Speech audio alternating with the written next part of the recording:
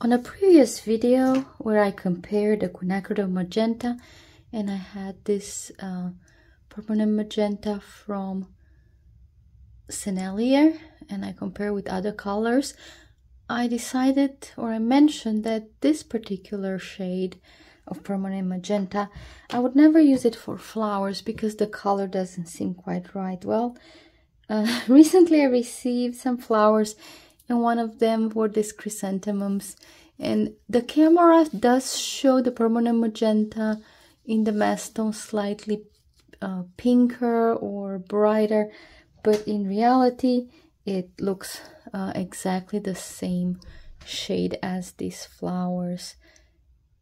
I hope you can see how close this shade is. So I was also noticing, I read in one of the descriptions on Sennelier website that mixing this particular color with white can lead to some interesting colors. And I had here some examples where I diluted the permanent magenta with water.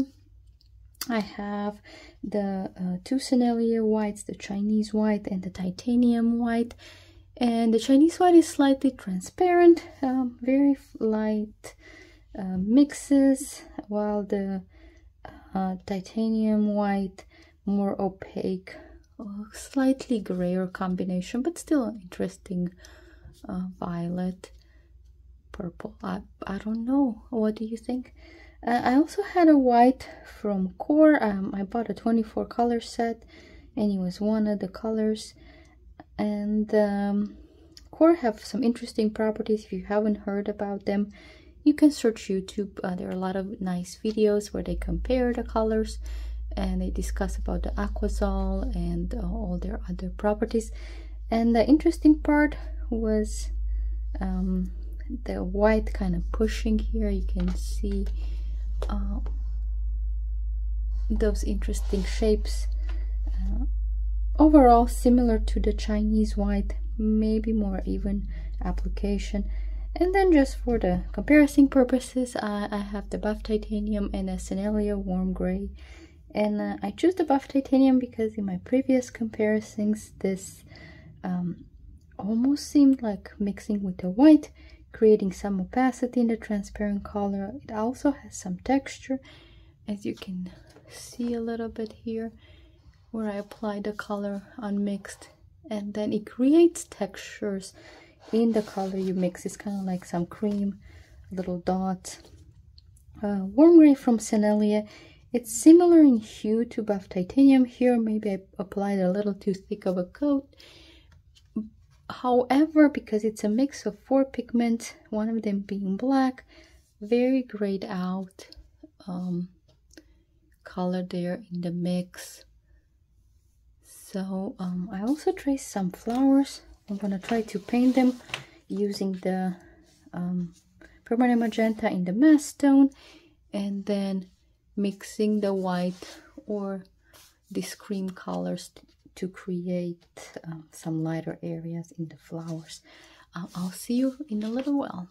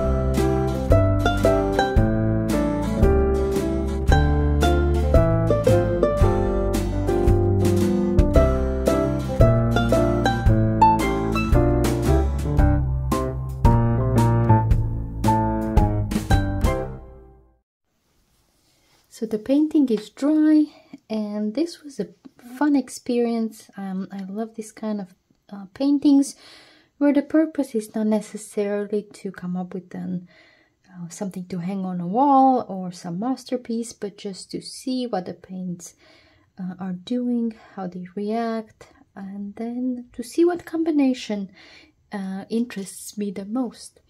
In the first example here, just mixing the permanent magenta with water, I notice the part that I wanted darker values, it got very light, because once I put the water on the parts where I wanted the lighter value, it kind of mixed and decreased my value, or rather increased my value in this part where I wanted the shadows. So what I did, I end up going back once the painting was dry and added more paint. And if you wonder, I use a Princeton Neptune. This is a well-loved brush. I kind of use it so much it's no longer hold a good sharp end. But let's go back to these paintings.